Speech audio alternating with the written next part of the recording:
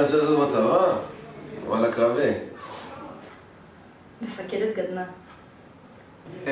אני רוצה להיות מ"פ או בקומנדו או באחת מהיחידות המיוחדות של צה"ל. אני חושב, כאילו הייעוד שלי, אני רוצה להגיע להיות קצין בצבא ומשם להמשיך לקבע. אני חושב שזה נכון לבוא ולתרום, בעיקר בתקופה שאנחנו נמצאים בה, ואם יש לי את האופציה לבוא ולתת מעצמי לטובת המדינה והאזרחים, אז אני אעשה את זה הכי טוב שאני יכול. אני רוצה להיות חובשת קרבית. כי זה משהו שמה שאני קטנה, תמיד רציתי משהו משמעותי בצבא, לשרת כאילו בקרבי או משהו שנותן מעצמי, וחובשת קרבית זה תמיד משהו שעניין אותי ותפס לי את העין יותר מכל קרבי אחר. האמת שאני מהצבא זה סיפור מאוד מורכב.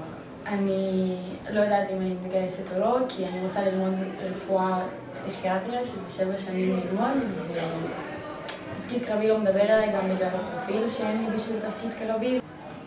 אני רוצה להיות בנחל, כי גם כל המשפחה שלי הייתה בנחל, וזה משהו שמעניין אותי, וגם בגלל שאני רוצה להיות בגרעין נחל, אז להיות עם אותם אנשים. אני עוד לא החלטתי מה אני עושה לגבי הצבא. אין לי כל כך שאיפות, אני פשוט מחכה כזה שיגידו לי כזה מה מתאים לי, ואני אעשה מיונים, ואני אראה מה אני מתחברת, גם איפה ישימו אותי. יש לנו משהו במשותף שהוא מאוד חשוב לנו, ובכללי חשוב מאוד לעשות אותו ולאנשים ולמדינה הזאת.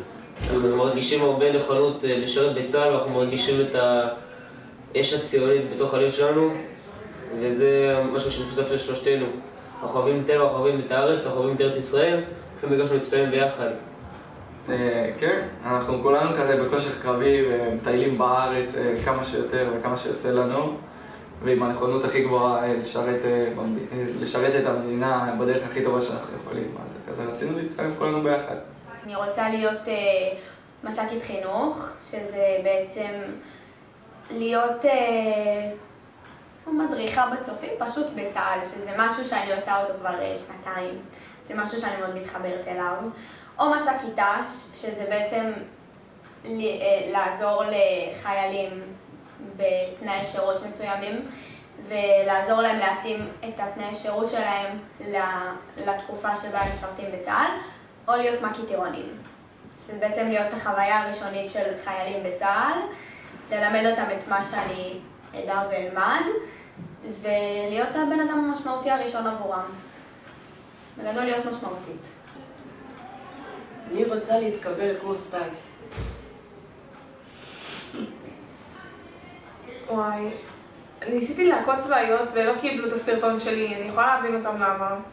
אבל בא לי מאוד כאילו גל"צ, משהו לדבר איתו, יצירת תוכן, או הדרכה, אבל אני מאוד אשמח למשהו תרבותי. אני רוצה להתגייס למגלן.